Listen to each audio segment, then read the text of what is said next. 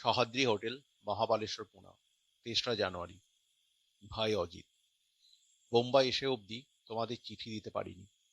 আমার পক্ষে চিঠি লেখা কিরকম কষ্টকর কাজ তা তোমরা জানো। বাঙালির ছেলে চিঠি লিখতে শেখে বিয়ের পর, কিন্তু আমি বিয়ের পর দুদিনের জন্য বউ ছেড়ে রইলাম না। চিঠি লিখতে শিখবো কোত্থেকে? তুমি সাহিত্যিক মানুষ, বিয়ে না করেও লম্বা চিঠি লিখতে পারো, কিন্তু তোমার কল্পনা শক্তি আমি কোথায় পাবো ভাই? কাঠখোট্টা মানুষ, স্রেফ সত্য নিয়ে কারবার করি।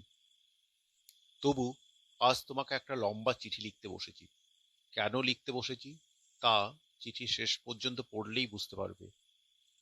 মহাবালেশ্বর নামক শৈলপুরীর সহ্যাদ্রি হোটেলে রাত্রি 10টার পর মোমবাতি জেলে এই চিঠি লিখছি।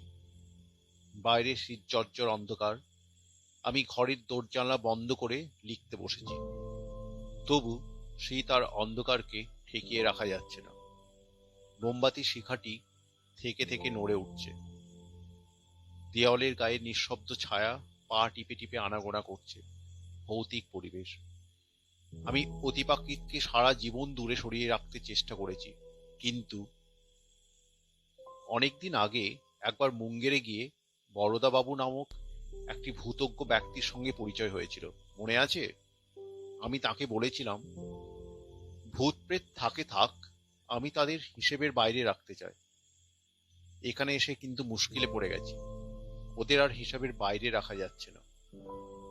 কিন্তু থাক, গল্প বলার আর্ট জানা নেই বলেই বোধ হয় পরের কথা আগে বলে ফেললাম। এবার গোড়া থেকেই শুরু করি। যে কাজে বোম্বাই এসেছিলাম সে কাজটা শেষ করতে দিন চারেক লাগলো। ভেবেছিলাম কাজ সেরেই ফিরব, কিন্তু ফেরা হলো না। কর্মসূত্রে একজন উচ্চ পুলিশ কর্মচারীর সঙ্গে ঘনিষ্ঠতা হয়েছে। মারাঠি ভদ্রলোক, নাম বিষ্ণু বিনায়ক আপ্তে। তিনি বললেন, বম্বে এসেছেন, পুনা না দেখেই ফিরে যাবেন? পুনায় দেখবার কি আছে? পুনা শিবাজি মহারাজের পীঠস্থান, সেখানে দেখবার জিনিসের অভাব? সিংহগড়, শনিবার দুর্গ, ভবানী মন্দির। ভাবলাম এদিকে আর কখনো আসবো কিনা কে জানে, এ সুযোগ ছাড়া উচিত নয়। বললাম, বেশ, যাব।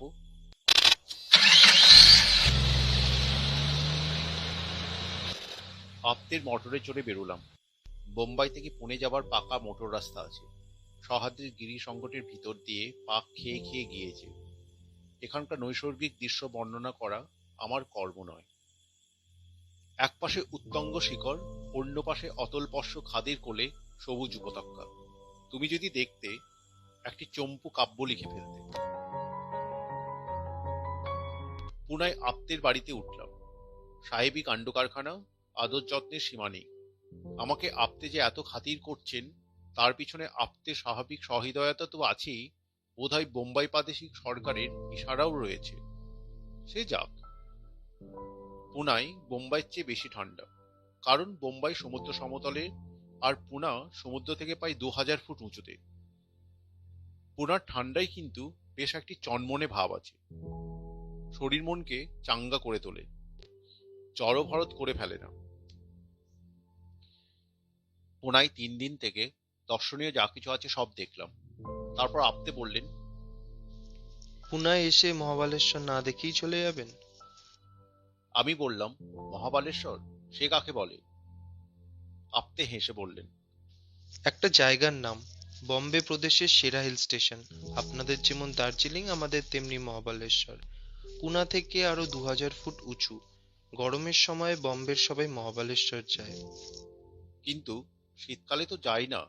এখন ঠান্ডা কেমন? একেবারে হোম ওয়েদার।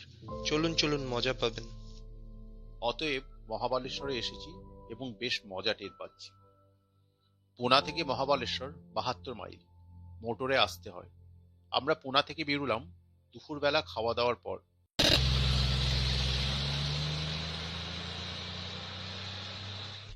মহাবালেশ্বরে পৌঁছলাম আন্দাজ 4টের সময়। পৌঁছে দেখি শহর শূন্য। 2-4 জন স্থায়ী বাসিন্দা ছাড়া সবাই পালিয়েছে। সত্যিই হোম ওয়েদার। দিনের বেলায় হিহি কম্প, রাতেও হিহি কম্প। ভাগ্যিস আপ্তে আমার জন্য একটা মোটা ওভারকোট এনেছিলেন, নইলে শীত ভাঙত না। শহরের বর্ণনা দেব না, মনে করো দার্জিলিং এর ছোট ভাই।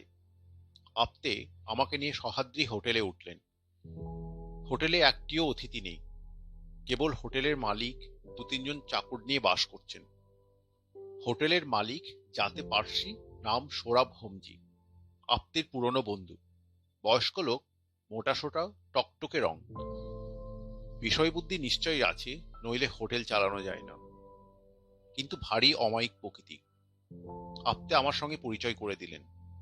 তিনি তীক্ষ্ণ দৃষ্টিতে আমার দিকে একবার তাকিয়ে খুব সমাদর করে নিজের বসবার ঘরে নিয়ে গেলেন। অবিলম্বে কফি এসে পড়ল, তার সঙ্গে নানা রকম পেস্ট্রি। ভালো কথা, তুমি বোধহয় জানো না, গোঁড়া পার্সিরা ধূমপান করে না, কিন্তু মদ খায়। মদ না খেলে তাদের ধর্মবিশ্বাসে আঘাত লাগে। কফি পর্ব শেষ না হতে হতে সূর্যাস্ত হয়ে গেল। অতঃপর আপ্তে আমাকে হোটেলে রেখে মোটর নিয়ে বেরুলেন। এখানে তার কে একজন আত্মীয় আছে, তার সঙ্গে দেখা করে ঘন্টাখানেকের মধ্যে ফিরবেন। তিনি চলে যাওয়ার পর হোমজি মৃদু হেসে বললেন, আপনি বাঙালি? শুনে আশ্চর্য হবেন, মাস দেড়েক আগে পর্যন্ত এই হোটেলে মালিক ছিলেন একজন বাঙালি। আশ্চর্য হলাম। বললাম, বলেন কি, বাঙালি এত দূরে এসে হোটেল খুলে বসেছিল? হ্যাঁ, তবে একলা নয়, তার একজন গুজরাতি অংশীদার ছিল। এই সময় একটা চাকর এসে অবদ্ধ ভাষায় তাকে কি বলল। তিনি আমাকে জিজ্ঞেস করলেন, আপনি কি স্নান করবেন? যদি করেন, গরম জল তৈরি আছে। রক্ষে করুন, এই শীতে স্নান? একেবারে বোম্বাই গিয়ে স্নান করব। চাকর চলে গেল। তখন আমি হোমজিকে প্রশ্ন করলাম, আচ্ছা, আপনি তো বোম্বের লোক, তাহলে এই শীতে এখানে রয়েছেন কেন? এখানে তো কাজকর্ম এখন কিছু নেই। কাজকর্ম আছে বই কি, মার্চ মাস থেকে হোটেল খুলবে, অতিথিরা আসতে শুরু করবে।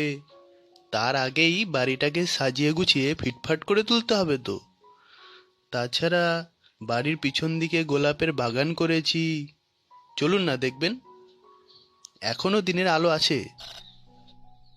বাড়ির পিছন দিকে গিয়ে বাগান দেখলাম। বাগান এখনো তৈরি হয়নি, তবে মাসখানেকের মধ্যে ফুল ফুটতে আরম্ভ করবে। হোমজির ভারী বাগানের শখ।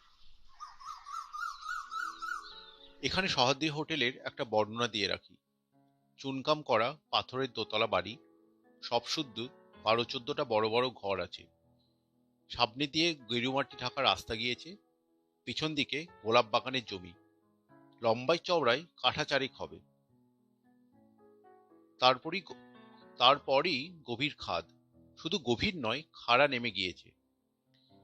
পাথরের মোটা আলসের উপর ঝুঁকে উঁকি মারলে দেখা যায় অনেক নিচে ঘন ঝোপঝাড়ের ভিতর দিয়ে একটা সরু ঝর্ণার ধারা বয়ে গেছে। আমরা বাগান দেখে ফিরছি, এমন সময় খাদের নিচে থেকে একটা গভীর আওয়াজ উঠে এলো, অনেকটা মোষের ডাকের মতো। নিচে তখন ঘুটঘুটে অন্ধকার, উপরে একটু আলো আছে।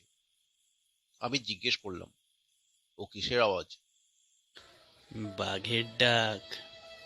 আসুন, ভেতরে যাওয়া যাক। ঘরে বিদ্যুৎ বাতি জ্বলছে। চাকর একটা গনগনে কয়লার আংটা মেঝের উপর রেখে গেছে। আমরা আংটার কাছে চেয়ার টেনে বসলাম। ঠান্ডা আঙুলগুলোকে আগুনের দিকে ছড়িয়ে দিয়ে বললাম, এদিকে বড় বাঘ আছে? আছে। তাছাড়া চিতা আছে, হায়না আছে, নেকড়ে আছে। আর যে বাঘটার ডাক শুনলেন, সেটা মানুষের রক্তের স্বাদ পেয়েছে কিনা, তাই এ তলার ছেড়ে যেতে পারছে না। মানুষ খেকো বাঘ? কত মানুষ খেয়েছে? আমি একটার কথাই জানি, ভারী লোমহর্ষক কাণ্ড। শুনবেন? এই সময় আপ্তে ফিরে এলেন। লোমহর্ষক কাণ্ড চাপা পড়ে গেল। আপ্তে বললেন, তার আত্মীয় ছাড়ছেন না, আজ রাত্রে তাকে সেখানেই ভোজন এবং শয়ন করতে হবে। কিছুক্ষণ গল্প স্বল্প করে তিনি উঠলেন, আমাকে বললেন, কাল সকাল 9টার মধ্যে আমি আসবো। আপনি ব্রেকফাস্ট খেয়ে তৈরি হয়ে থাকবেন, দুজনে বেরোবো। এখানে দেখবার অনেক জায়গা আছে, Bombay point, Arthur seat, Pratapgad দুর্গ। তিনি চলে গেলেন। আমরা আরো খানিকক্ষণ বসে এটা সেটা গল্প করলাম। এখানে এখন শাকসবজি, দুধ, ডিম, মুরগি খুব সস্তা, আর গরমের সময় দাম বাড়বে। কথায় কথায় হোমজি বললেন। আপনার ভূতের ভয় নেই তো? আমি হেসে উঠলাম। কারুর কারুর থাকে, একলা ঘরে ঘুমোতে পারে না। তাহলে আপনার শোবার ব্যবস্থা যদি দোতলায় করি আপনার অসুবিধা হবে না তো? বিন্দুমাত্র না। আপনি কোথায় শোন? আমি নিচেই শুই, আমার বসবার ঘরের পাশেই শোবার ঘর। আপনাকে ওপরে দিচ্ছি তার কারণ এখন সব ঘরের বিছানাপত্র তুলে গুদামে রাখা হয়েছে। অতিথি তো নেই, কেবল দোতলার একটা ঘর সাজানো আছে। তাতে হোটেলের ভূতপূর্ব মালিক সস্ত্রীক থাকতেন। ঘরটা যেমন ছিল তেমনই আছে। বেশ তো, সেই ঘরেই শোবো। হোমজি চাকরকে ডেকে হুকুম দিলেন। চাকর চলে গেল। তারপর 8টা বাজলে আমরা খেতে বসলাম। এরই মধ্যে মনে হলো যেন কত রাত হয়ে গেছে। চারিদিক নিশুতি। বাড়িতে যদি ডাকাত পড়ে, মা বলতেও নেই, বাপ বলতেও নেই। গল্প শোনার এই উপযুক্ত সময়। বললাম, আপনার লোমহর্ষক কাণ্ড কই বললেন না তো? হ্যাঁ হ্যাঁ, ভারী রোমাঞ্চকর ব্যাপার। এই বাড়িতেই ঘটেছিল, আগেকার দুই মালিকের মধ্যে। বলি শুনুন। হোমজি বলতে আরম্ভ করলেন। খাওয়া এবং গল্প একসঙ্গে চলতে লাগলো। হোমজি বেশ রসিয়ে রসিয়ে গল্প বলতে পারেন, তাড়াহুড়ো নেই। তার মাতৃভাষা অবশ্য গুজরাটি, কিন্তু ইংরেজিতেই বরাবর কথাবার্তা চলছিল। গল্পটাও ইংরেজিতেই বললেন। আমি তোমার জন্য বাংলায় অনুবাদ করে দিলাম। বছর 6 আগে মানিক ভাই মেহতা নামে একজন গুজরাটি আর বিজয় বিশ্বাস নামে একজন বাঙালি মহাবালেশ্বরে এই সহাদ্রি হোটেল খুলেছিল। দুজনে সমান অংশীদার। মেহতার টাকা আর বিজয় বিশ্বাসের মেহনত, এই নিয়ে হোটেল আরম্ভ হয়। বিজয় বিশ্বাস কেবল ঘরে বসে সিগারেট টানতেন আর হিসাব নিকেশ করতেন। মানিক মেহতা লোকটা ছিল প্রচন্ড পাঁজি। অবশ্য তখন তার সম্বন্ধে কেউ কিছু জানতো না। তাকে ভালো করে কেউ চোখেই দেখেনি। পরে সব জানা গেল। তার 3টে বউ ছিল, একটা গোয়ায়, একটা বোম্বেতে আর একটা আমেদাবাদে। এই 3 জায়গায় বেশিরভাগ সময়ই সে থাকত। যত রকম বেআইনি দুষ্কর্ম করাই ছিল তার পেশা। বোম্বাই প্রদেশে মদ্যপান নিষিদ্ধ। লোকটি বুটলেগিং করত, বিদেশ থেকে লুকিয়ে সোনা আমদানি করত। অনেকবার তার মাল বাজেয়াপ্ত হয়েছে, কিন্তু লোকটাকে কেউ ধরতে পারেনি। বিজয় বিশ্বাসের সঙ্গে মানিক মেহতার জোটপাট কি করে হলো বলা যায় না। বিজয় বিশ্বাস লোকটি ওরকম ছিলেন না। যতদূর জানা যায়, বিজয় বিশ্বাস আগে থেকেই হোটেল চালানোর কাজ জানতেন। হয়তো পুনায় কিংবা বোম্বাইয়ে কিংবা আমেদাবাদে ছোটখাটো হোটেল চালাতেন। তারপর তিনি মানিক মেহতার নজরে পড়ে যান। মানিক মেহতা যে ধরনের ব্যবসা করে তাতে কখনো হাতে অঢেল পয়সা, কখনো ভারেমা ভবানী। সে বোধ হয় মতলব করেছিল হোটেল কিনে কিছু টাকা আলাদা করে রাখবে, যাতে সংকটকালে হাতে একটা রেস্ত থাকে। বিজয় বিশ্বাস তার প্রকৃত চরিত্র জানতেন না, সরল মনেই অংশীদার হয়েছিলেন। বিজয় বিশ্বাস আর তার স্ত্রীর ম্যানেজমেন্টে সহাদ্রি হোটেল অল্পকালের মধ্যে বেশ জাঁকিয়ে উঠল। মহাবালেশ্বরে হোটেলের মরশুম হচ্ছে 2.5 মাস, টেনিটুরে 3 মাস। কিন্তু এই কয় মাসের মধ্যেই হোটেলের আয় হয় 40 থেকে 50 হাজার টাকা। খরচ খরচা বাদ দিয়ে 20-25 হাজার টাকা লাভ থাকে। মানিক মেহতা মরশুমের শেষে এসে কখনো নিজের ভাগের টাকা নিয়ে যেত, কখনো বা টাকা ব্যাংকে জমা থাকতো। সৌরভ হোমজি প্রতি বছরই গরমের সময় মহাবালেশ্বরে আসতেন এবং সহাদ্রি হোটেলে উঠতেন। হোটেলটি তার খুব পছন্দ। মনে মনে ইচ্ছে ছিল এরকম একটা হোটেল পেলে নিজে চালাবেন।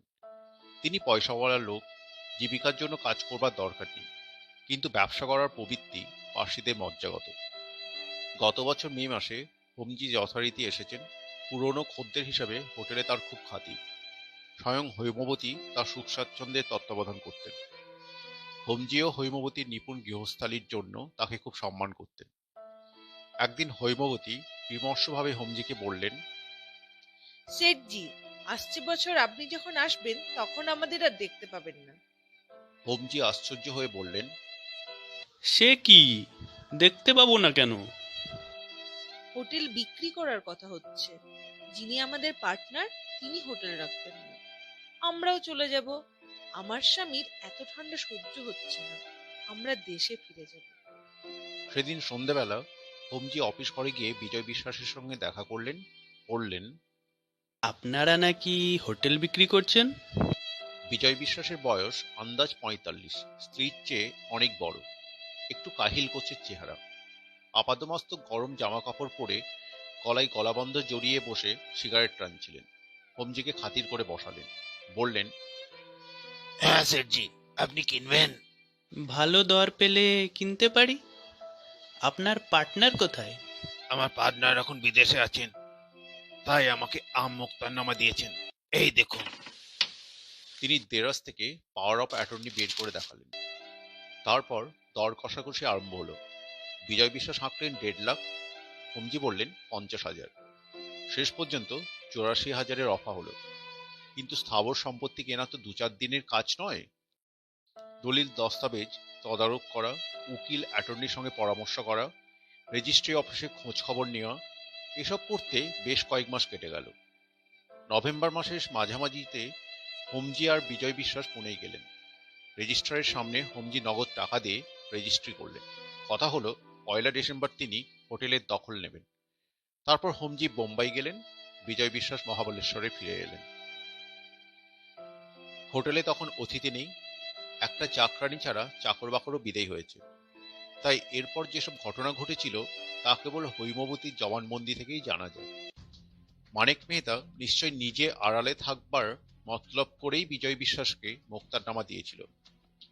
যেদিন রেজিস্ট্রি হলো তার পরদিন রাত্রি ৯টায় সে সহাদ্রি হোটেলে এসে হাজির। পরে পুলিশের তদন্তে জানা গিয়েছিল মানিক মেহতা মহাবলেশ্বরের বাইরে ২ মাইল দূরে মোটর রেখে পায়ে হেঁটে মহাবলেশ্বরে ঢুকেছিল। সে যখন পৌঁছলো তখন বিজয় বিশ্বাস আর হৈমবতী রাত্রির খাওয়া দাওয়া সেরে অফিস ঘরে বসে নিজেদের ভবিষ্যৎ সম্বন্ধে জল্পনা কল্পনা করছিলেন। চাকরানিটাও শুতে গিয়েছিল। তখন বেশ শীত পড়ে গেছে। মানিক মেহতার গায়ে মোটা ওভারকোট, মাথায় পশমের মাংকি ক্যাপ। তার ব্যবহার বরাবরই খুব মিষ্টি। সে এসে বলল, হৈমা বাহিন, আমি আজ রাত্রে এখানেই থাকবো আর খাবো, সামান্য কিছু হলেই চলবে। হৈমবতী খাবারের ব্যবস্থা করতে রান্নাঘরে চলে গেলেন। চাকরানিকে আর জাগালেন না। মানিক মেহতা আর বিজয় বিশ্বাস কাজকর্মের কথা শুরু করলেন। অফিস ঘরে একটা মজবুত লোহার আলমারি ছিল। হোটেল বিক্রির টাকা এবং ব্যাংকের জমা টাকা সব এই আলমারিতেই রাখা হয়েছিল। বিজয় বিশ্বাস জানতেন ২-১ দিনের মধ্যেই মেহতা টাকা নিতে আসবে। হৈমবতী রান্নাঘরে গিয়ে স্টোভ জেলে ভাজাভুজি তৈরি করতে লাগলেন, কিন্তু তার কান পড়ে রইল অফিস ঘরের দিকে। রান্নাঘর অফিস ঘর থেকে বেশি দূর নয়, তার উপর নিস্তব্ধ রাত্রি। কিছুক্ষণ পরে তিনি শুনতে পেলেন ওরা দুজন অফিস ঘর থেকে বেরিয়ে কথা বলতে বলতে হোটেলের পিছন দিকের জমিতে চলে গেলেন। হৈমবতীর একটু আশ্চর্য লাগলো, কারণ তার স্বামী শীত কাতরে মানুষ। এত শীতে খোলা হাওয়ায় যাওয়া তার স্বভাব বিরুদ্ধ। কিন্তু হৈমবতীর মনে কোনো আশঙ্কাই ছিল না। তিনি রান্নাঘর থেকে বেরোলেন না, যেমন রান্না করছিলেন তেমনই করতে লাগলেন। তারপর হোটেলের পিছন দিক থেকে একটা চাপা চিৎকারের শব্দ শুনে তিনি একেবারে কাঠ হয়ে গেলেন। তাঁর স্বামীর গলার চিৎকার। ক্ষণকাল স্তম্ভিত অবস্থায় থেকে তিনি ছুটে গেলেন হোটেলের পিছন দিকে। পিছনের জমিতে যাবার একটা দরজা আছে। হৈমবতী দরজার কাছে পৌঁছেছেন এমন সময় মানিক মেহতা ওদিক থেকে ঝড়ের মতো এসে ঢুকল। হৈমবতীকে সজোরে একপাশে সরিয়ে দিয়ে সদরের দিকে চলে গেল। কি হলো, কি হলো? বলে হৈমবতী পিছনের জমির দিকে ছুটে গেলেন। সেখানে কেউ নেই। হৈমবতী তখন স্বামীর খোঁজে অফিস ঘরের দিকে ছুটলেন। সেখানে দেখলেন লোহার আলমারির কবাট খোলা রয়েছে, তার ভিতর থেকে নোটের বান্ডিলগুলো সব গায়েব। প্রায় ১.৫ লাখ টাকার নোট। এতক্ষণে হৈমবতী প্রকৃত ব্যাপারটা বুঝতে পারলেন। মানিক মেহতা তার স্বামীকে ঠেলে খাদের মধ্যে ফেলে দিয়েছে আর সমস্ত টাকা নিয়ে পালিয়েছে। তিনি চিৎকার করে অজ্ঞান হয়ে পড়লেন। ভাই অজিত, আজ এখানেই থামছি। ঘরের মধ্যে অশরীরী উৎপাত আরম্ভ হয়েছে। কাল বাকি চিঠি শেষ করব। ৪ঠা জানুয়ারি। কাল চিঠি শেষ করতে পারিনি। আজ রাত্রি ১০টার পর মোমবাতি জ্বালিয়ে আবার আরম্ভ করেছি। হোমজি খেতে বসে গল্প বলছিলেন। গল্প শেষ হবার আগেই খাওয়া শেষ হলো। আমরা বসবার ঘরে উঠে গেলাম। চাকর কফি দিয়ে গেল। হোমজি আবার বলতে শুরু করলেন। আমি আজ আরো সংক্ষেপে তার পুনরাবৃত্তি করছি। হৈমবতী যখন জ্ঞান হলো তখন 10টা বেজে গেছে। ইলেকট্রিক বাতি নিভে গিয়ে চারিদিক অন্ধকার। হৈমবতী চাকরানীকে জাগালেন, কিন্তু সে রাত্রে বাইরে থেকে কোনো সাহায্যই পাওয়া গেল না। পুলিশ এলো পরদিন সকালে। পুলিশের অনুসন্ধানে বোঝা গেল হৈমবতীর অনুমানই ঠিক। হোটেলের পিছনে খাদের ধারে মানুষের ধস্তাধস্তির চিহ্ন রয়েছে। 2-4 দিন অনুসন্ধান চালাবার পর আরো অনেক খবর বেরুলো। মানিক মেহতা ডুব মেরেছে। সে পাকিস্তান থেকে 3 লক্ষ টাকার সোনা আমদানি করেছিল। কাস্টমসের কাছে ধরা পড়ে যায়। মানিক মেহতা ধরা না পড়লেও একেবারে নিঃস্ব হয়ে পড়েছিল। তাই অংশীদারকে খুন করে সে প্রায় 1.5 লাখ টাকা হাতিয়েছে। এদিকে খাদের তলা থেকে বিজয় বিশ্বাসের লাশ উদ্ধার করা দরকার, কিন্তু এমন দুর্গম এই খাদ যে সেখানে পৌঁছানো অতি কষ্টকর ব্যাপার। উপরন্তু সম্প্রতি একজোড়া বাঘ এসে খাদের মধ্যে আড্ডা গেড়েছে। গভীর রাত্রে তাদের হুঙ্কার শোনা যায়। যা হোক, কয়েকজন পাহাড়িকে নিয়ে 3 দিন পর পুলিশ খাদে নেমে দেখল বিজয় বিশ্বাসের দেহের কিছু অবশিষ্ট নেই। কয়েকটা হাড়গোড় আর রক্তমাখা জামাকাপড়, গলাবন্ধ ইত্যাদি নিয়ে তারা ফিরে এলো। পুলিশের মনে আর কোনো সংশয় রইল না। মানিক মেহতার নামে গ্রেপ্তারি পরোয়ানা এবং হুলিয়া জারি করল। ক্রমে 1 ডিসেম্বর এসে পড়ল। নিঃস্ব বিধবার অবস্থা বুঝতেই পারছ। হোমজি দয়ালু লোক হৈমবতীকে কিছু টাকা দিলেন। হৈমবতী চোখের জল মুছতে মুছতে মহাবালেশ্বর থেকে চিরবিদায় নিলেন। তারপর মাসখানেক কেটে গেছে। পুলিশ এখনো মানিক মেহতার সন্ধান পায়নি। বাঘ আর বাঘিনী কিন্তু এখনো খাদের তলায় ঘুরে বেড়াচ্ছে। মানুষের রক্তের স্বাদ তারা পেয়েছে, এ স্থান ছেড়ে যেতে পারছে না। হোমজির গল্প শুনে মনটা একটু খারাপ হলো। বাঙালির সন্তান সুদূর বিদেশে এসে কিছু অর্থ সঞ্চয় করেছিলেন, তা কপালে সইল না। হৈমবতীর অবস্থা আরো শোচনীয়। মানিক মেহতাকে পুলিশ ধরতে পারবে কিনা কে জানে। ভারতবর্ষের বিশাল জনসমুদ্র থেকে একটি পুঁটি মাছকে ধরা সহজ নয়। এইসব ভাবছি, এমন সময় ইলেকট্রিক বাতি নিভে গেল। বললাম, এ কি? হোমজি বললেন, 10টা বেজে গেছে। এখানে রাত্রি 10টার সময় না ইলেকট্রিক বন্ধ হয়ে যায়, আবার শেষ রাত্রে কিছুক্ষণের জন্য জ্বলে। চলুন আপনাকে আপনার শোবার ঘরে পৌঁছে দিই। হোমজির একটা লম্বা গদার মতো ইলেকট্রিক টর্চ আছে। সেটা হাতে নিয়ে তিনি আমাকে পথ দেখিয়ে নিয়ে চললেন। দোতলায় এক সারি ঘর, সামনে টানা বারান্দা। সব ঘরের দরজায় তালা ঝুলছে, কেবল কোণের ঘরে দরজা খোলা। চাকর ঘরে মোমবাতি জেলে রেখে গেছে। বেশ বড় ঘর, সামনে বারান্দা, পাশে ব্যালকনি। ঘরের দুপাশে দুটো খাট রয়েছে। একটাতে বিছানা পাতা, অন্যটা উলঙ্গ হয়ে পড়ে আছে। ঘরের মাঝখানে একটা বড় টেবিল আর দুটো চেয়ার।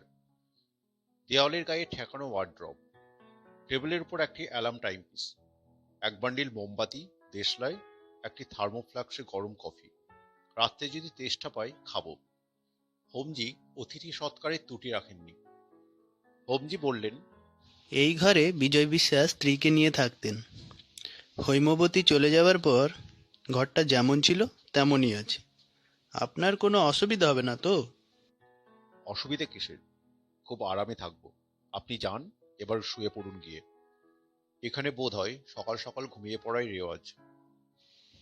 শীতকালে তাই বটে, কিন্তু সকাল 8টা-9টার আগে কেউ বিছানা ছাড়ে না। আপনি যদি আগে উঠতে চান ঘড়িতে অ্যালার্ম দিয়ে রাখবেন। এই টর্চটা রাখুন, রাত্রে যদি দরকার হয়। ধন্যবাদ। হোমজি নেমে গেলেন। আমি দরজা বন্ধ করে দিলাম। মোমবাতির আলোয় ঘরটা আবছায়া দেখাচ্ছে। আমি টর্চটা জ্বালিয়ে ঘরময় একবার ঘুরে বেড়ালাম। আমার সুটকেস চাকর ওয়ার্ড্রবের পাশে রেখে গেছে। ওয়ার্ড্রব খুলে দেখলাম সেটা খালি। এসেন্স, কর্পূর, ন্যাপথালিন মেশা একটা গন্ধ নাকে এলো। হৈমবতী এই ওয়ার্ড্রবেই নিজের কাপড় চোপড় রাখতেন। ঘরের পিছন দিকে একটা সরু দরজা রয়েছে। খুলে দেখলাম গোসলখানা। আবার বন্ধ করে দিলাম। তারপর চেয়ারে এসে বসে সিগারেট ধরালাম। ঘরের দরজা জানালা সবই বন্ধ। তবু যেন একটা বরফ জমানো ঠান্ডা হাওয়া ঘরের মধ্যে ঘুরে বেড়াচ্ছে। বেশিক্ষণ বসে থাকা চলবে না। তাড়াতাড়ি সিগারেট শেষ করে ঘড়িতে অ্যালার্ম দিলাম। 7:30টার সময় ঘুম ভাঙলেই যথেষ্ট। আপতে আসবে 9টার সময়। টর্চটা বালিশের পাশে নিয়ে মোমবাতি নিভিয়ে বিছানায় ঢুকলাম। বিছানায় দুটো মোটা মোটা গদি, গোটাচারেক বিলেতি কম্বল, একেবারে রাজসজ্জা। ক্রমশ কম্বলের মধ্যে শরীর গরম হতে লাগলো। কখন ঘুমিয়ে পড়লাম। আশ্চর্য এই যে প্রথম রাত্রে ঘুমানোর আগে অবধি অতিপাকিত কোনো ইশারা ইঙ্গিত পাইনি। ঘুম ভাঙল ঝনঝন অ্যালার্মের শব্দে। ধর্মর করে বিছানায় উঠে বসলাম। ঘর অন্ধকার। কোথায় আছি মনে করতে কয়েক সেকেন্ড কেটে গেল। তারপর মনে পড়ল, কিন্তু এত শিগগিরই 7:30 বেজে গেল। কই, জানলার শার্সি দিয়ে দিনের আলো দেখা যাচ্ছে না তো। টর্চ জেলে ঘড়ির উপর ফেললাম। চোখে ঘুমের জড়তা রয়েছে। মনে হলো ঘড়িতে 2টো বেজেছে, কিন্তু অ্যালার্ম ঝনঝন শব্দে বেজে চলেছে। কি রকম হলো? আমি কম্বল ছেড়ে উঠলাম। টেবিলের কাছে গিয়ে ঘড়ির উপর আলো ফেলে দেখলাম সত্যিই 2টো। তবে অ্যালার্ম বাজলো কি করে? অ্যালার্মের কাঁটা ঘোরাতে কি ভুল করেছি? ঘড়িটা হাতে তুলে নিতেই বাজনা থেমে গেল। দেখলাম অ্যালার্মের কাঁটা ঠিকই 7:30টার উপর আছে। হয়তো ঘড়িটাতে গলদ আছে। অসময়ে অ্যালার্ম বাজে। আমি ঘড়ি রেখে আবার বিছানায় ঢুকলাম। অনেকক্ষণ ঘুম এলো না। তারপর আবার কখন ঘুমিয়ে পড়েছি। এই হলো প্রথম রাত্রির ঘটনা। পরদিন সকালে ব্রেকফাস্ট খেতে বসে হোমজিকে জিজ্ঞেস করলাম, আপনার টাইম পিসে কি অসময়ে অ্যালার্ম বাজে? তিনি ভুরু তুলে বললেন, কই না, কেন বলুন তো? সমস্ত ব্যাপারটা তাকে বললাম। তিনি শুনে উদ্বিগ্ন মুখে একটু চুপ করে রইলেন।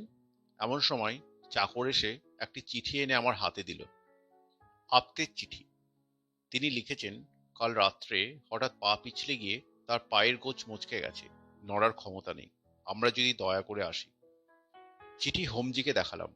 তিনি মুখে চুকচুক শব্দ করে বললেন, চলুন দেখে আসি। কত দূর? ওই মাইল 2 হবে, বাজারের মধ্যে। এখানে মহারাষ্ট্র ব্যাংকের একটা ব্রাঞ্চ আছে। আপটের আত্মীয় তার ম্যানেজার, ব্যাংকের ওপরতলায় থাকেন। ব্রেকফাস্ট সেরে বেরোলাম। হোমজির একটি ছোটখাটো স্ট্যান্ডার্ড মোটর আছে, তাইতে চড়ে গেলাম। ব্যাংকের বাড়িটি দোতলা। বাড়ির পাশ থেকে খোলা সিঁড়ি উপরে উঠেছে। আমরা উপরে উঠে গেলাম। আপতে বালিশের উপর ব্যান্ডেজ বাঁধা পা তুলে দিয়ে খাটে শুয়ে আছেন। আমাদের দেখে দুহাত বাড়িয়ে দিয়ে বললেন, কি কাণ্ড দেখুন দেখি! কোথায় আপনাকে নিয়ে ঘুরে বেড়াবো তা নয়, একেবারে শয্যাশয়ী। আমরা খাটের পাশে চেয়ারে বসলাম। কি হয়েছিল? রাত্রে ঘুম ভেঙে শুনলাম দরজায় কি একটা খুটখুট করে টোকা মারছে। বিছানা ছেড়ে উঠলাম, কিন্তু দৌড় খুলে দেখি কেউ নেই। আবার দৌড় বন্ধ করে ফিরছি, পা মুচকে পড়ে গেলাম। বা পাটা স্পেন হয়ে গেল। আর কোথাও লাগেনি তো? না, আর কোথাও লাগেনি। কিন্তু আশ্চর্য, আমি হোঁচট খাইনি, পায়ে কাপড়ও জড়িয়ে যায়নি। ঠিক মনে হলো কেউ আমাকে পেছন থেকে ঠেলে দিল। আমার কি মনে হলো জিজ্ঞেস করলাম, রাত্রি তখন কটা? ঠিক 2টো। এ বিষয়ে আর কথা হলো না। গৃহস্বামী এসে বললেন, ব্যাংকের ম্যানেজার হলেও অনন্তরাও দেশপাণ্ডে বেশ ফুর্তিবাজ লোক। আজকাল ব্যাংকের কাজকর্ম নেই বললেই চলে। তিনি আমাদের সঙ্গে আড্ডা জমালেন। আপ্তের পা ভাঙা নিয়ে খানিকটা ঠাট্টা তামাশা হলো। গরম গরম চিড়ে ভাজা আর পোটাটো চিপস দিয়ে আরেক পোস্ত কফি হলো। তারপর আমরা উঠলাম। আপ্তে কাতরভাবে বললেন, ভেবেছিলাম মিস্টার বক্সিকে মহাবালেশ্বর ঘুরিয়ে দেখাবো, তার হলো না। 2-3 দিন মাটিতে পা রাখতেই পারবো না। হোমজি বললেন, তাতে কি হয়েছে, আমি ওকে মহাবালেশ্বর দেখিয়ে দেব। আমার তো এখন ছুটি। কাল আবার আসবো বলে আমরা চলে এলাম। দুপুরবেলা লাঞ্চ খেয়ে হোমজির সঙ্গে বেরোলাম। কাছাকাছি কয়েকটি দর্শনীয় স্থান আছে। একটা হ্রদ আছে, তাতে মোটর লঞ্চ চড়ে বেরালাম। মহাবালেশ্বরের মধু বিখ্যাত। কয়েকটি মধুর কারখানা দেখলাম। মৌমাছি মধু তৈরি করছে আর মানুষ তা বিক্রি করে পয়সা রোজগার করছে। মৌমাছিদের খেতে দিতে হয় না, মজুরি দিতে হয় না, একটি ফুলের বাগান থাকলেই হলো। কিন্তু যাক, বাজে কথা লিখে চিঠি বড় করব না। এখন আসল কথা সবই বাকি। হোমজির কাছ থেকে একটা চিঠির প্যাড জোগাড় করেছি, তা পাই ফুরিয়ে এলো। সে রাত্রে 10টা বাজবার 5 মিনিট আগে শুতে গেলাম। চাকর সব ঠিকঠাক করে রেখে গেছে। দেখলাম পুরনো ঘড়ির বদলে একটা নতুন অ্যালার্ম ঘড়ি রেখে গেছে। আমি এতে আর দম দিলাম না। অ্যালার্মের চাবিটা এঁটে বন্ধ করে দিলাম। অ্যালার্মের দরকার নেই, যখন ঘুম ভাঙবে তখন উঠব। আলো নেভার আগেই শুয়ে পড়লাম। এতক্ষণ লক্ষ্য করিনি, শুয়ে শুয়ে দেখছি একটা চামচিকে ঘরে ঢুকেছে। দরজা জানলা সব বন্ধ, তাই পালাতে পারছে না। নিঃশব্দ পাখায় ঘরের এখান থেকে ওখানে যাচ্ছে, আবার ফিরে আসছে। দরজা খুলে তাকে তাড়ানো যায় কিনা ভাবছি, এমন সময় ইলেকট্রিক বাতি নিভে গেল। আর উপায় নেই। জন্তুটা সারা রাত্রি পালাবার রাস্তা খুঁজে উড়ে বেড়াবে, হয়তো ক্লান্ত হয়ে ঘরের কোণে পড়ে থাকবে। অন্ধকারে শুয়ে শুয়ে ভাবছি, ঘুম আসছে না। কাল রাত্রি 2টোর সময় আমার ঘরে অকারণে অ্যালার্ম ঘড়ি বাজলো, আর ঠিক সেই সময় 2 মাইল দূরে আপ্তের পা মচকালো। দুটো ঘটনার মধ্যে নৈসর্গিক সম্পর্ক কিছুই নেই, সমাপতন ছাড়া আর কি হতে পারে? অথচ আপ্তের পা যদি না মচকাতো, তিনি আজ এই ঘরে অন্য খাটে শুতেন। চামচিকেটা কি এখনো উড়ে বেড়াচ্ছে? আমার গায়ে এসে পড়বে না তো? পরে পড়ুক, ইতর পানিকে আমার ভয় নেই। সত্যবতী আরশোলা আর ইঁদুরকে ভয় করে, খোকা ভয় করে টিকটিকিকে। ঘুমিয়ে পড়েছিলাম। কানের কাছে কর্কশ শব্দে কারা না কারা বেজে উঠল। কম্বলের মধ্যে লাফিয়ে উঠলাম। নতুন ঘড়ির অ্যালার্ম বাজছে, এর আওয়াজ আরো উগ্র। কিন্তু অ্যালার্ম বাজার তো কথা নয়। আমি দম দিইনি, চাবি বন্ধ করে দিয়েছি। তবে টর্চ জেলে বিছানা থেকে উঠলাম। ঘড়িতে 2টো বেজেছে। অ্যালার্মের চাবি যেমন বন্ধ ছিল তেমনই বন্ধ, তবু বাজনা বেজে চলেছে। ঘড়ি হাতে তুলে নিতেই বাজনা থেমে গেল। যেমন ঘড়ি তেমনই ঘড়ি, অত্যন্ত সহজ এবং স্বাভাবিক।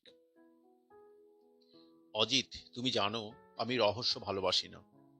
রহস্য দেখলেই আমার মন তাকে ভেঙে চুরে তার অন্তর্নিহিত সত্যটি আবিষ্কার করতে লেগে যায়।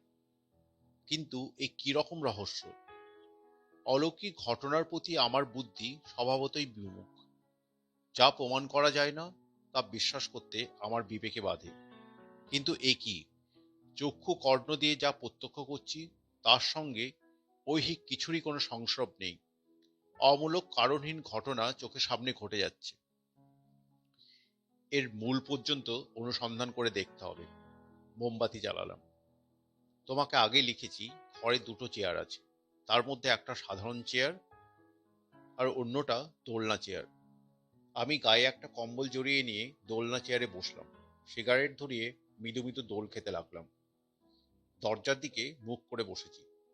ডান পাশে টেবিল, বাঁ পাশে দেওয়ালে লাগানো ওয়ার্ড্রপ, পিছনে আমার খাট। আমি সিগারেট টানতে টানতে দুলছি আর ভাবছি। চামচিকেটা কোথায় ছিল জানি না, বাতি জ্বলতে দেখে আবার উঠতে আরম্ভ করেছে। আমার মাথা ঘিরে চক্কর দিচ্ছে। পাখার শব্দ নেই, কেবল এক টুকরো জমাট অন্ধকার শূন্যে ঘুরপাক খাচ্ছে। সিগারেট শেষ করে চোখ বুজে আছি। ভাবছি কি হতে পারে। 2টো ঘড়িতে বেতাল অ্যালার্ম বাজে। তবে কি হোমজি আমার সঙ্গে প্র্যাকটিক্যাল যোগ করেছেন? আমি কাল ভূতের কথায় হেসেছিলাম, তাই তিনি আমাকে ভয় দেখাচ্ছেন? তা যদি হয়, তাহলে ঘড়িটার যন্ত্রপাতি খুলে পরীক্ষা করলেই ধরা যাবে। কিন্তু হোমজি বয়স্ক ব্যক্তি, এমন বাদুড়ে রসিকতা করবেন কি? কতক্ষণ চোখ বুজে বসে দোল খাচ্ছিলাম বলতে পারি না। মিনিট 15-র বেশি নয়। চোখ খুলে চমকে গেলাম। দোলনা চেয়ারটা দুলতে দুলতে ঘুরে গেছে। আমি দরজার দিকে মুখ করে বসেছিলাম, এখন ওয়ার্ড্রপের দিকে মুখ করে বসে আছি। শুধু তাই নয়, ওয়ার্ড্রপের খুব কাছে এসে পড়েছি। চেয়ার ঘুরে যাওয়ার একটা স্বাভাবিক ব্যাখ্যা থাকতে পারে, কিন্তু রাত 2টোর সময় একলা ঘরে এরকম ব্যাপার ঘটলে বায়ুমণ্ডলে ধাক্কা লাগে। আমারও লেগেছিল। তার উপর ঘড়িটা আবার পিছন দিক থেকে ঝনঝন শব্দ করে বেজে উঠল। আমি লাফিয়ে উঠে ঘড়িটা বন্ধ করতে গেলাম, মোমবাতি নিভে গেল। বোঝো ব্যাপার। আমার স্নায়ু যদি দুর্বল হতো তাহলে কি করতাম বলা যায় না, কিন্তু আমি দেহটাকে শক্ত করে স্নায়ুর উৎকণ্ঠা দমন করলাম। আমার গায়ের কম্বলের বাতাস লেগে হয়তো মোমবাতি নিভেছে। আমি আবার মোমবাতি জ্বালালাম। ঘড়িটা হাতে নিতেই তার বাসনা থেমে গেল। কিন্তু ঘড়িকে আর বিশ্বাস নেই। আমি সেটাকে হাতে নিয়ে ওয়ার্ডরোবের কাছে গেলাম। ওয়ার্ডরোবে আমার কাপড় চোপড় রেখেছি, তার মধ্যে ঘড়ি চাপা দিয়ে রাখবো। তারপর ঘড়ি যত বাজে বাজুক। ওয়ার্ডরোবের কপাট খুলতেই সেন্ট, কর্পূর, ন্যাপথালিন মেশা গন্ধটা নাকে এলো। আমি ঘড়িটাকে আমার জামা কাপড়ের তলায় গুঁজে দিয়ে কপাট বন্ধ করে দিলাম। মস্তিষ্ক গরম হয়েছে, তন্দ্রা আসছে, আবার ছুটে যাচ্ছে। ঘড়িটা ওয়ার্ডরোবের মধ্যে বাজছে কিনা শুনতে পাচ্ছি না। তারপর ক্রমে বোধহয় ঘুম এসে গিয়েছিল। বিকট চিৎকার করে জেগে উঠলাম। কম্বলের মধ্যে আমার পেটের কাছে কিছু একটা কিলবিল করছে। টিকটিকি কিংবা ব্যাঙ কিংবা চামচিকে। একটানে কম্বল সরিয়ে বিছানা থেকে লাফিয়ে নামলাম। টর্চ চালালাম, মোমবাতি জ্বালালাম। বিছানায় কোনো জন্তু জানোয়ার নেই। চামচিকেটাও কোথাও অদৃশ্য হয়েছে। হাত ঘড়িতে দেখলাম রাত্রি 3:30। বাকি রাত্রিটা টেবিলের সামনে খাড়া চেয়ারে বসে কাটিয়ে দিলাম। আর ঘুমানোর চেষ্টা বৃথা। চিঠি ভীষণ লম্বা হয়ে যাচ্ছে। ভৌতিক অভিজ্ঞতা বিবরণ দেওয়া আমার উদ্দেশ্য নয়। এবার চটপট শেষ করব। 5টার সময় ইলেকট্রিক আলো জ্বলে উঠল। আমি ওয়ার্ডরোব খুলে ঘড়ি বার করলাম। ঘড়ির সঙ্গে একটা বাদামি কাগজের চিলতে বেরিয়ে এলো। তাতে বাংলা হরপে একটা ঠিকানা লেখা আছে। কলকাতার দক্ষিণ সীমানার একটা ঠিকানা। ঠিকানাটা নকল করে পাঠালাম, তোমার দরকার হবে। আমার স্কাউট ছুরি দিয়ে ঘড়িটা খুললাম। যন্ত্রপাতির কোনো গন্ডগোল নেই, সহজ ঘড়ি। আমি সত্যান্বেষী, সত্যকে স্বীকার করতে আমি বাধ্য। তা সে লৌকিক সত্যই হোক আর অলৌকিক সত্যই হোক। কায়াহীনকে সম্বোধন করে বললাম, তুমি কি চাও? উত্তর এলো না, কেবল টেবিলটা নড়ে উঠল। আমি টেবিলের উপর হাত রেখে বসেছিলাম। বললাম, তুমি কি চাও আমি তোমার মৃত্যুর তদন্ত করি? এবার টেবিল তো নড়লই। আমি যে চেয়ারে বসেছিলাম তার পিছনে পায়া দুটো উঁচু হয়ে উঠল। আমি প্রায় টেবিলের উপর হুমড়ি খেয়ে পড়লাম। বললাম, বুঝেছি, কিন্তু পুলিশ তো তদন্ত করছেই। আমি করলে কি সুবিধা হবে? আমি কোথায় তদন্ত করব? ঘড়িটা চড়াং করে একবার বেজেই থেমে গেল। ঠিকানা লেখা বাদামি কাগজের চিলতেটা টেবিলের একপাশে রাখা ছিল। সেটা যেন হাওয়া লেগে আমার সামনে সরে এলো। আমার মাথায় একটা আইডিয়া এলো। মানিক মেহতা কি বাংলাদেশে গিয়ে লুকিয়ে আছে? আশ্চর্য নয়, একটা লুকিয়ে আছে। কিংবা বললাম, আচ্ছা, চেষ্টা করব। এমন সময় ইলেকট্রিক বাতি নিভে গেল। দেখলাম জানলার শার্সি দিয়ে দিনের আলো দেখা যাচ্ছে। হোমজিকে কিছু বললাম না। 9টার সময় দুজনে আপতেকে দেখতে গেলাম। মোটরে যেতে যেতে হোমজিকে জিজ্ঞেস করলাম, হৈমবতীর চেহারা কেমন? হোমজি আমার দিকে মুখ ফিরিয়ে একটু হাসলেন। বললেন, ভালো চেহারা। রং খুব ফর্সা নয়, কিন্তু ভারী চটকদার চেহারা। বয়স? হয়তো 30-এর কিছু বেশি, কিন্তু দীর্ঘ যৌবনা। শরীরের বাঁধনই ঢিলে হয়নি। আপতের পা কালকের চেয়ে ভালো, কিন্তু এখনো হাঁটতে পারেন না। গৃহস্বামী অনন্তরাও দেশপাণ্ডের সঙ্গেও দেখা হলো। তাকে কয়েকটা প্রশ্ন করলাম। আপনি বিজয় বিশ্বাসকে চিনতেন? চিনতাম বই কি, সহাদ্রি হোটেলে সব টাকাই আমার ব্যাংকে ছিল। কত টাকা? সিজনের শেষে প্রায় 45,000 দাঁড়িয়েছিল। বিজয় বিশ্বাসে নিজের আলাদা কোনো অ্যাকাউন্ট ছিল? ছিল, আন্দাজ 2,000 টাকা। কিন্তু মৃত্যুর কয়েকদিন আগে তিনি প্রায় সব টাকাই বার করে নিয়েছিলেন। শখানেক টাকা পড়ে আছে। তাঁর স্ত্রী যাবার আগে সে টাকা বার করে নেননি? স্ত্রী যতক্ষণ কোর্ট থেকে ওয়ারিশ সাব্যস্ত না হচ্ছেন ততক্ষণ তো তাকে টাকা দিতে পারি না। হৈমবতী এখন কোথায়, তার ঠিকানা জানেন? না। আর কেউ জানে? হোমজি বললেন, বোধ হয় না। যাওয়ার সময় তিনি নিজেই জানতেন না কোথায় যাবেন। আমি আপ থেকে জিজ্ঞেস করলাম, আপনি নিশ্চয়ই এ মামলার খবর রাখেন। মানিক মেহতার কোনো সন্ধান পাওয়া গেছে? না, সন্ধান পাওয়া গেলে জানতে পারতাম। মানিক মেহতার ফটোগ্রাফ আছে? একটা গ্রুপ ফটোগ্রাফ ছিল। সহ্যাদ্রি হোটেল যখন আরম্ভ হয় তখন মানেক মেহতা, বিজয় বিশ্বাস আর হৈমবতী একসঙ্গে ছবি তুলেছিল, কিন্তু সেটা পাওয়া যায়নি। হোটেলে ফিরে এসে দুপুরবেলা খুব ঘুমোলাম। রাত্রে তোমাকে চিঠি লিখতে বসেছিলাম, কিন্তু বারবার বাধা পেয়ে শেষ করতে পারিনি। বিদেহী আত্মা আমার এই চিঠি লেখাতে সন্তুষ্ট নয়, অথচ সে কি চাই বোঝাতে পারছে না। যাই হোক, আজ চিঠি শেষ করব। এতখানি ভনিতার কারণ বোধহয় বুঝতে পেরেছ। তোমাকে একটা কাজ করতে হবে। কলকাতার দক্ষিণ প্রান্তে যে ঠিকানা দিলাম তুমি সেখানে যাবে। যদি সেখানে হৈমবতী বিশ্বাসের দেখা না পাও তাহলে কিছু করবার নেই, কিন্তু যদি দেখা পাও তাহলে তাকে কয়েকটা প্রশ্ন করবে। মানিক মেহতার সঙ্গে তাদের যে গ্রুপ ফটো তোলা হয়েছিল সেটা কোথায়? মানিক মেহতার সঙ্গে হৈমবতীর বেশি ঘনিষ্ঠতা ছিল কিনা জানবার চেষ্টা করবে। কবে কোথায় বিশ্বাসের সঙ্গে মেহতার পরিচয় হয়েছিল, হৈমবতীর আর্থিক অবস্থা এখন কেমন, বাড়িতে কে কে আছে সব খবর নেবে। যে প্রশ্নই তোমার মনে আসুক জিজ্ঞেস করবে। তারপর সব কথা পুঙ্খানুপুঙ্খভাবে আমাকে লিখে জানাবে। কোনো কথা তুচ্ছ বলে বাদ দেবে না। যদি সন্দেহজনক কিছু চোখে পড়ে টেলিগ্রাম করে আমাকে জানাবে। তোমার চিঠির অপেক্ষায় থাকবো। এখানে এই দারুণ শীতে বেশি দিন থাকার ইচ্ছে নেই, কিন্তু এ ব্যাপারে নিষ্পত্তি না হওয়া পর্যন্ত যেতে পারছি না। আশা করি খোকা ও সত্যবতী ভালো আছে এবং তুমি ইনফ্লুয়েঞ্জা ঝেড়ে ফেলে আবার চাঙ্গা হয়ে উঠেছ। ভালোবাসা নিও। তোমার ব্যোমকেশ। কলিকাতা, 8ই জানুয়ারি। ভাই ব্যোমকেশ, তোমার চিঠি আজ সকালে পেয়েছি এবং রাতে বসে জবাব লিখছি। ভাই নাস্তিক, তুমি শেষে ভূতের খপ্পরে পড়ে গেলে। সত্যবতী জানতে চাইছে, ভূত বটে তো, পেতনি নয়। ওদিকের পেতনিরা নাকি ভারী ডাহাবাজ হয়।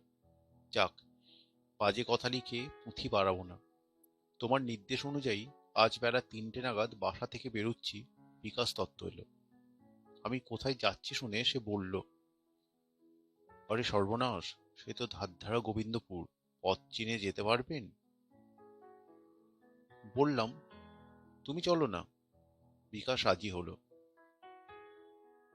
তাকে সব বললাম না, মোটামুটি একটা আন্দাজ দিলাম।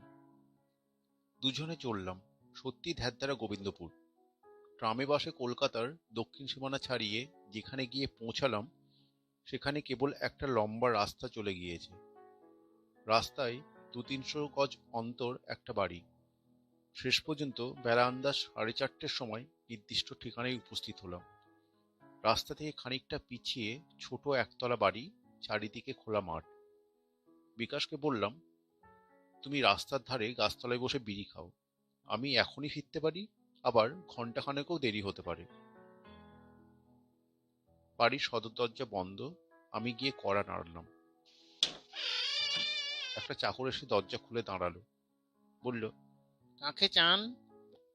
শ্রীমতী হৈমবতী বিশ্বাসের সঙ্গে দেখা করতে চাই। আপনার নাম? অজিত বন্দ্যোপাধ্যায়। কি দরকার? সেটা শ্রীমতী বিশ্বাসকেই বলবো। তুমি তাকে বলো মহাবালেশ্বর থেকে চিঠি পেয়ে এসেছি। আজ্ঞে, একটু দাঁড়ান। বলে চাকরটা দরজা বন্ধ করে দিল। 10 মিনিট দাঁড়িয়ে আছি, সারা শব্দ নেই। তারপর দরজা খুলল। চাকর বলল, আসুন। বাড়িতে ঢুকেই ঘর।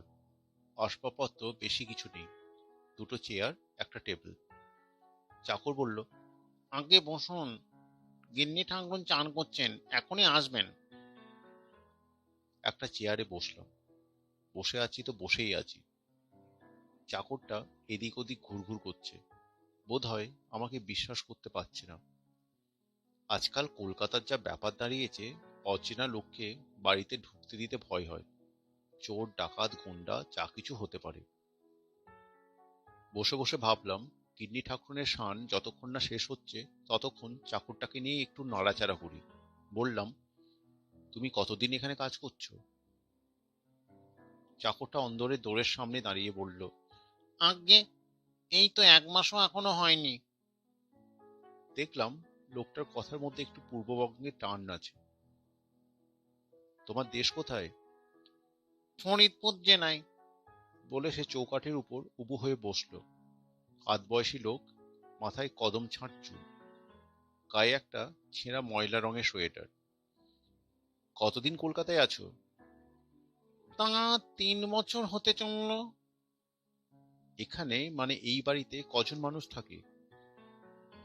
গিন্নি ঠাকুরন একলা থাকেন। স্ত্রীলোক একলা থাকেন? পুরুষ কেউ নেই? আজ্ঞে না, আমি বুড়ো মানুষ, দেখাশোনা করি। এখানে কারো যাওয়া আসা আছে? আজ্ঞে না, আপনি প্রথম এলেন। এই সময় হৈমন্তীকে দোরের কাছে দেখা গেল। চাকরটা উঠে দাঁড়ালো, আমিও দাঁড়ালাম। ইতিমধ্যে ঘরের মধ্যে দিনের আলো কমে গেছিল। তিনি চাকরকে বললেন, মহেশ, আলো জেলে নিয়ে এসো। চাকর চলে গেল। অল্প আলোতেও মহিলাটিকে দেখার অসুবিধা ছিল না। দীঘল চেহারা, সুশ্রী মুখ। পার্সিদের চোখে ফর্সা না লাগলেও আমার চোখে বেশ ফর্সা। মুখে একটি চিত্তাকর্ষক আকর্ষণ রয়েছে। যৌবনে চৌকাঠ পার হতে গিয়ে থমকে দাঁড়িয়ে পড়েছে। পরনে সাদা থান, গায়ে একটিও অলংকার নেই। কবিত্ব করছি না, কিন্তু তার সদ্য স্নাত চেহারাটি দেখে বৃষ্টি ভেজা সন্ধ্যার রজনীগন্ধার কথা মনে পড়ে যায়। আমি হাত জোর করে নমস্কার করলাম। তিনি প্রতি নমস্কার করে বললেন, আপনি মহাবলেশ্বর থেকে এসেছেন? না, আমার বন্ধু ব্যোমকেশ বক্সী মহাবলেশ্বরে আছেন। তার চিঠি পেয়ে আপনার সঙ্গে দেখা করতে এসেছি। তবে কি মানিক মেহতা ধরা পড়েছে? না, এখনো ধরা পড়েনি। হৈমবতী আস্তে আস্তে চেয়ারে বসলেন, নিরাশ স্বরে বললেন, বসুন। আমার কাছে এসেছেন কেন? আমি বসে বললাম, আমার বন্ধু ব্যোমকেশ বক্সী। ব্যোমকেশ বক্সী কে? পুলিশের লোক? না, ব্যোমকেশ বক্সীর নাম শোনেননি? এই বলে তোমার পরিচয় দিলাম। তাঁর মুখ নিরুৎসুক হয়ে রইল। দেখা যাচ্ছে তুমি নিজেকে যতটা বিখ্যাত মনে করো ততটা বিখ্যাত নও। সব শুনে হৈমবতী বললেন, আমি জানতুম না সারা জীবন আমার বিদেশে কেটেছে। এই সময় মহেশ চাকর একটা লণ্ঠন এনে টেবিলের উপর রেখে চলে গেল। বলা বাহুল্য, বাড়িতে বৈদ্যুতিক সংযোগ নেই। লণ্ঠনের আলোয় হৈমবতীর মুখ আরো স্পষ্টভাবে দেখলাম। ব্যথিত, আশাহত মুখ, ক্লান্তি ভরে থমথম করছে। 2-1 গাছি ভিজে চুল কপালে গালে জুড়ে রয়েছে। আমার মন লজ্জিত হয়ে উঠল। এই শোক নিষিক্তা মহিলাকে বেশি কষ্ট দেওয়া উচিত নয়। তাড়াতাড়ি প্রশ্নগুলো শেষ করে চলে যাওয়াই কর্তব্য। বললাম, আমাকে মাফ করবেন। মানিক মেহতাকে ধরবার উদ্দেশ্যেই ব্যোমকেশ আপনাকে কয়েকটি প্রশ্ন করে পাঠিয়েছে। মানিক মেহতার সঙ্গে আপনার প্রথম পরিচয় কবে হয়? 6 বছর আগে। আমাদের তখন আমেদাবাদে একটা ছোট্ট হোটেল ছিল। কি কুক্ষণই যে তার সঙ্গে দেখা হয়েছিল! মানিক মেহতার সঙ্গে আপনার বেশ ঘনিষ্ঠ পরিচয় হয়েছিল? আমার সঙ্গে তার সর্বসাকুল্যে 5-6 বারের বেশি দেখা হয়নি। বছরের মধ্যে 1 বার কি 2 বার আসতো। চুপি চুপি আসতো। নিজের ভাগের টাকা নিয়ে চুপি চুপি চলে যেত। তার এই চুপি চুপি আসা যাওয়া দেখে তার চরিত্র সম্বন্ধে আপনাদের কোনো সন্দেহ হয়নি? না, আমরা ভাবতাম তার স্বভাবই ওই রকম, নিজেকে জাহির করতে চায় না। তার কোনো ফটোগ্রাফ আছে কি? একটা গ্রুপ ফটো ছিল, সহ্যাদ্রি হোটেলের অফিসে টাঙানো থাকতো। সে রাত্রে আমি মূর্ছা ভেঙে দেখলুম দেয়ালে ছবিটি নেই। সে রাত্রে হোটেল লোহা সিন্ধুকে কত টাকা ছিল? ঠিক জানি না, আন্দাজ 1.5 লাখ। অতঃপর আর কি প্রশ্ন করব ভেবে পেলাম না। আমি উঠি উঠি করছি, হৈমবতী আমাকে প্রশ্ন করলেন, আমি এখানে আছি আপনার বন্ধু জানলেন কি করে? আমি তো কাউকে জানাইনি। উত্তর দিতে গিয়ে থেমে গেলাম। মহিলাটির বর্তমান মানসিক অবস্থায় ভূতপ্রেতের অবতারণা না করাই ভালো। বললাম, তা জানি না, ব্যোমকেশ কিছু লেখেনি। আপনি উপস্থিত এখানেই আছেন তো? বোধহয় আছি। আমার স্বামীর এক বন্ধু তার এই বাড়িতে দয়া করে থাকতে দিয়েছেন। আসুন। নমস্কার। বাইরে এসে দেখলাম অন্ধকার হয়ে গেছে। রাস্তার ধারে গাছের তলায় বিড়ির মুখে আগুন জ্বলছে। তাই দেখে বিকাশের কাছে গেলাম। তারপর দুজনে ফিরে চললাম। ভাগ্যক্রমে খানিক দূর যাবার পর একটা ট্যাক্সি পাওয়া গেল।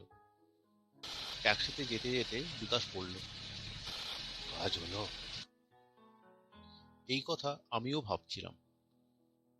হৈমবতীর দেখা পেয়েছি বটে, তাকে প্রশ্নও করেছি, কিন্তু কাজ হলো কি?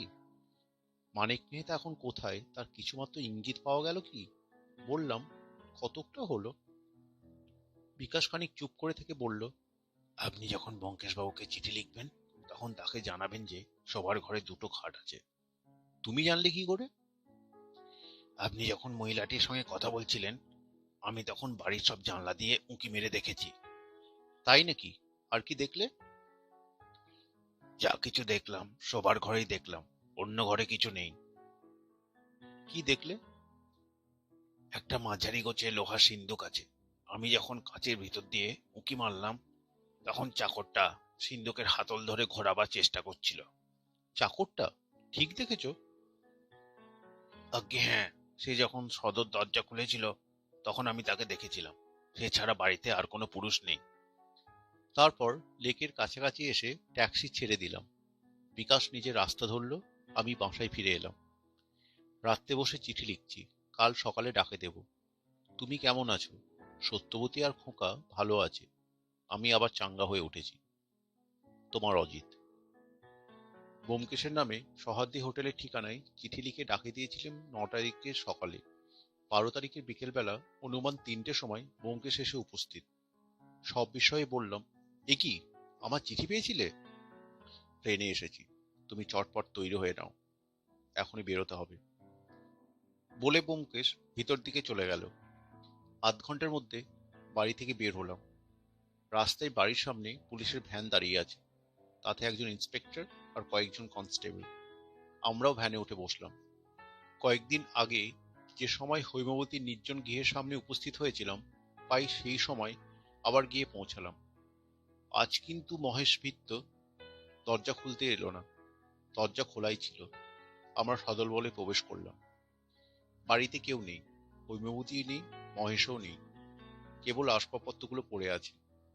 বাইরের ঘরের চেয়ার টেবিল, শোবার ঘরে দুটি খাট আর লোহার সিন্দুক।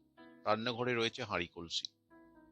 লোহার সিন্দুকের কপাট খোলা, তার ভিতরটা পুরো শূন্য। ব্যোমকেশ করুণ হেসে ইন্সপেক্টর দিকে তাকিয়ে বলল, চিড়িয়া উড়েছে। সে রাত্রে নৈশভোজন শেষ করে ব্যোমকেশ ও আমি তক্তপোষের উপর গায়ে আলোয়ান জড়িয়ে বসেছিলাম। সত্যবতী খোকাকে ঘুম পাড়িয়ে এসে ব্যোমকেশের গা ঘেঁষে বসল। একটা শীতের হাওয়া উঠেছে, হাওয়ার জোর কমেই বাড়ছে। আমাদের ঘরের জানলা দরজা সব বন্ধ, তবু কোনো অদৃশ্য ছিদ্রপথে ছুঁচের মতো বাতাস প্রবেশ করে গায়ে বিচ্ছে। বললাম, মহাবলেশ্বর শীত তুমি খানিকটা সঙ্গে এনেছো দেখছি। আশা করি বিজয় বিশ্বাসের পেটটিকে সঙ্গে আনোনি। সত্যবতী ব্যোমকেশের কাছে আরো একটু ঘেঁষে বসল। ব্যোমকেশ আমার পানে একটি স্বগতিক দৃষ্টি দিয়ে বলল, প্রেত সম্বন্ধে তোমার ভুল ধারণা এখনো যায়নি।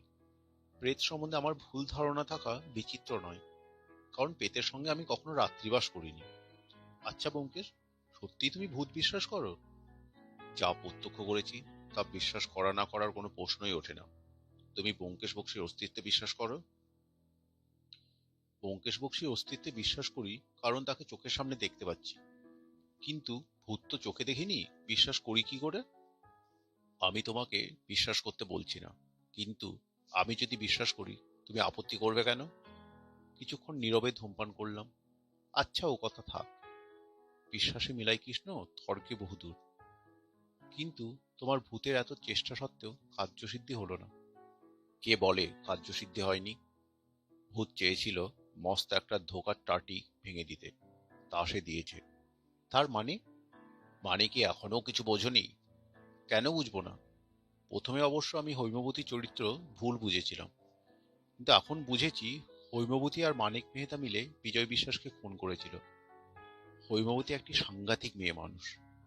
হৈমবতীর চরিত্র ঠিকই বুঝেছ, কিন্তু ভূতকে এখনো চেননি। ভূতের রহস্য আরো সাংঘাতিক। সত্যবতী ব্যোমকেশে আরো কাছে সরে গেল। হঠাৎ কেঁপে উঠে পড়ল, আমার শীত করছে। শীত করছে না ভয় করছে?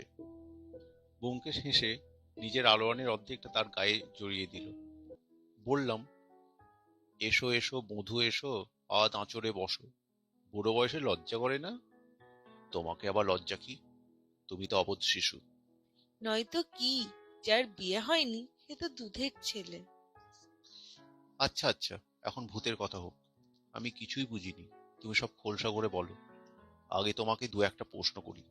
মানিক মেহতা বিজয় বিশ্বাসকে খুন করবার জন্য খাদের ধারে নিয়ে গেল কেন?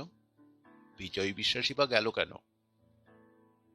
চিন্তা করে বললাম, জানি না। দ্বিতীয় প্রশ্ন, বিজয় বিশ্বাসের নামে ব্যাংকে 2000 টাকা ছিল। হোটেল বিক্রি হবার আগেই সে টাকা বের করে নিয়েছিল কেন? জানি না।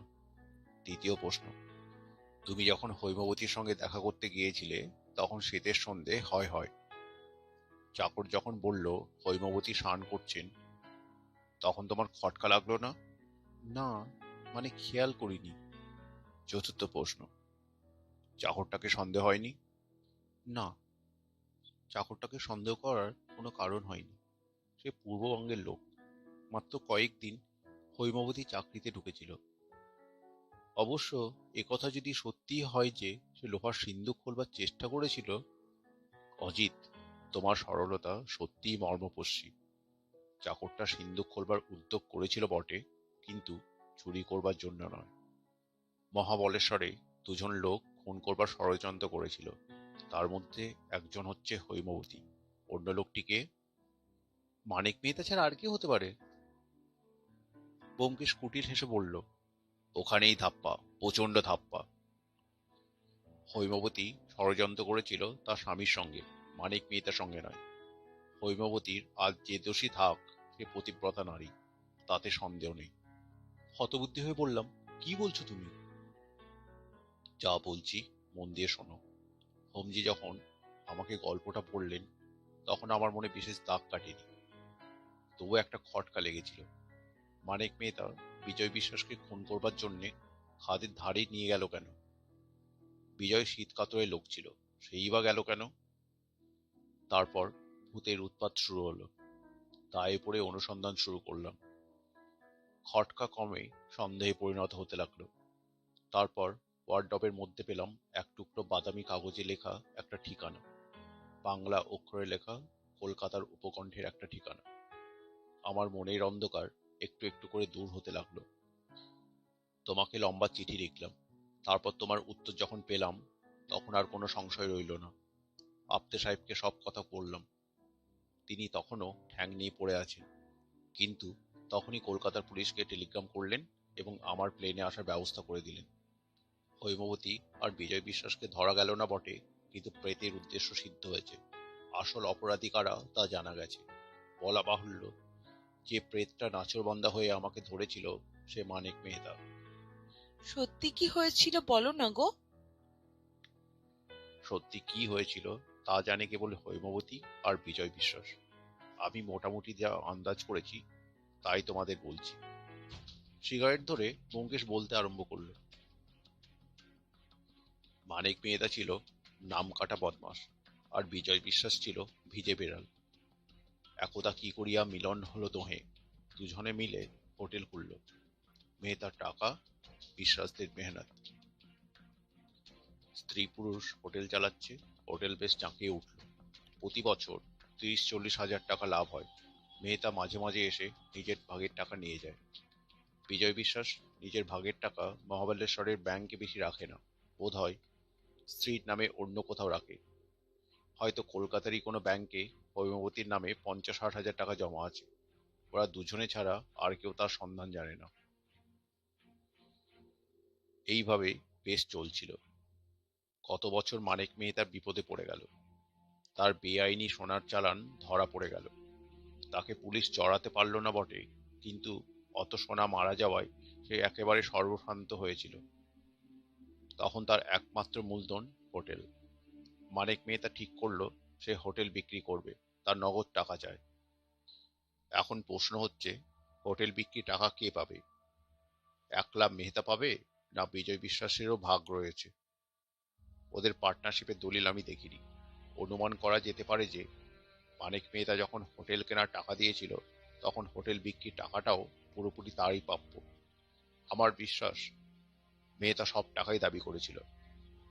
হৈমবতী আর বিজয় বিশ্বাস ঠিক করলো সব টাকা ওরাই নেবে। ওদের পূর্ব ইতিহাস কিছু জানা যায় না, কিন্তু ওদের প্রকৃতির যে স্বভাবতই অপরাধপ্রবণ তাতে সন্দেহ নেই। দুজনে মিলে পরামর্শ করলো, মানিক মেহতা পুলিশের নজর লাগা দাগী লোক, তার ঘাড়ে অপরাধের ভার চাপিয়ে দেওয়া সহজ। স্বামী স্ত্রী মিলে নিপুণভাবে প্ল্যান করে তুলল। কলকাতার উপকণ্ঠে তখন কিভাবে তারা বাসা ঠিক করেছিল তা আমি জানি না। হয়তো কলকাতার কোনো পরিচিত লোকের মারফত বাসা ঠিক করেছিল। হৈমবতী বাসার ঠিকানা কাগজে লিখে ওয়ার্ডরোবের মধ্যে গুঁজে রেখেছিল, পাছে ঠিকানা ভুলে যায়। পরে অবশ্য ঠিকানা তাদের মুখস্থ হয়ে গেছিল। তাই হৈমবতী যাওয়ার আগে বাদামি কাগজের টুকরোটা ওয়ার্ডরোবের মধ্যেই ফেলে যায়। কাঠের ওয়ার্ডরোবে বাদামি কাগজের টুকরোটা বোধহয় চোখে পড়েনি। ওই একটি মারাত্মক ভুল হৈমবতী করেছিল। যাই হোক, নির্দিষ্ট রাত্রে মানিক মেহতা চুপি চুপি এসে হাজির। হোটেলে একটিও অতিথি নেই। চাকরানিটাকে হৈমবতী বোধহয় ঘুমের ওষুধ খাইয়েছিল। হোটেলে ছিল কেবল হৈমবতী আর বিজয় বিশ্বাস। মানিক মেহতাকে ওরা হোটেলের অফিস ঘরেই খুন করেছিল।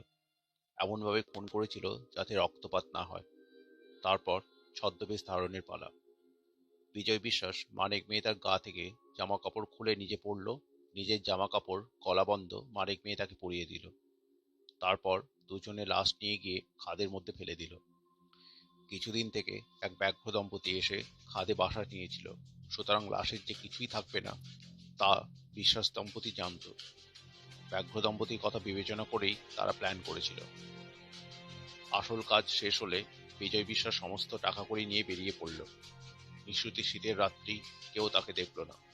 মানিক মেহতা শহরের বাইরে রাস্তার ধারে মোটর রেখে এসেছিল। সেই মোটরে চড়ে বিজয় বিশ্বাস উধাও হয়ে গেল। হৈমবতী ঘাঁটি আগলে রইল। বুকের পাটা আছে ওই মেয়ে মানুষটির। তারপর যা যা ঘটেছিল সবই প্রকাশ্য ব্যাপার। একমাত্র সাক্ষী হৈমবতী, সে যা বলল পুলিশ তাই বিশ্বাস করল। বিশ্বাস না করার কোনো কারণ ছিল না। মানিক মেহতার চরিত্র পুলিশ জানত। কয়েকদিন পরে সহদ্দে হোটেল হোমজির হাতে তুলে দিয়ে বিধবা হৈমবতী মহাবলেশ্বর ছেড়ে চলে গেল। ইতিমধ্যে বিজয় বিশ্বাস কলকাতার বাসায় এসে আড্ডা গেড়েছিল। হৈমবতীও এসে জুটল। কিন্তু তারা ভারী হুঁশিয়ার লোক, একেবারে নিশ্চিন্ত হয়নি, সাবধানে ছিল। তাই মহাবলেশ্বরের চিঠি নিয়ে অজিত যখন দেখা করতে গেল, তখন হৈমবতী চমকে উঠল বটে, কিন্তু ঘাবড়ালো না। হৈমবতী তখন বোধ হয় বিধবা সাজছিল না, সে বিধবা সাজতে গেল। চাকর অজিতকে বাইরের ঘরে বসালো। অজিত যদি সরল না হতো তাহলে ওর খটকা লাগতো। শীতের সন্ধেবেলা মেয়েরা গা ধুতে পারে, চুল ভিজিয়ে স্নান করে না। যা হোক, হৈমবতী যখন এলো তার সদ্য স্নাত চেহারা দেখে অজিত মুগ্ধ হয়ে গেল। সে হৈমবতীকে আমার নাম বলল। হৈমবতী ব্যাপারটা বুঝতে দেরি করল না। অজিত আমার নামখানা যতখানি অখ্যাত মনে করে ততখানি অখ্যাত নয় আমার নাম। অজিতের কল্যাণেই নামটা সকলের জানা হয়ে গেছে। কিন্তু সে যাক।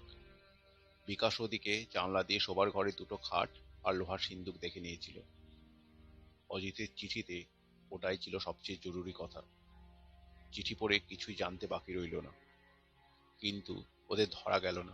সে রাত্রে অজিত পিছন ফিরবার সঙ্গে সঙ্গেই বোধহয় হৈমবতী লোহার সিন্দুক থেকে টাকা কড়ি নিয়ে অদৃশ্য হয়েছিল। এখন তারা কোথায়, কোন ছদ্মবেশে ঘুরে বেড়াচ্ছে কে বলতে পারে। হয়তো তারা কোনোদিনই ধরা পড়বে না, হয়তো ধরা পড়বে। না পড়ার সম্ভাবনাই বেশি। ৩৫ কোটি নরনারীর বাসভূমি এই ভারতবর্ষ। কিছুক্ষণ তিনজনে চুপ করে বসে থাকলাম। বাইরে যে হাওয়া উঠেছিল তা থেমে গেছে। ঘড়িতে 10টা বাজল। আমি বললাম, সব সমস্যার তো সমাধান হলো, কিন্তু একটা কথা বুঝলাম না, বিজয় বিশ্বাস ও বাড়িতে থাকতো না কেন? কোথায় থাকতো? চাকরটা ওদের সম্বন্ধে কি কিছুই সন্দেহ করেনি? ব্যোমকেশ গভীর নিঃশ্বাস ফেলে বলল, হা ভগবান, তাও বোঝনি? চাকরটাই বিজয় বিশ্বাস।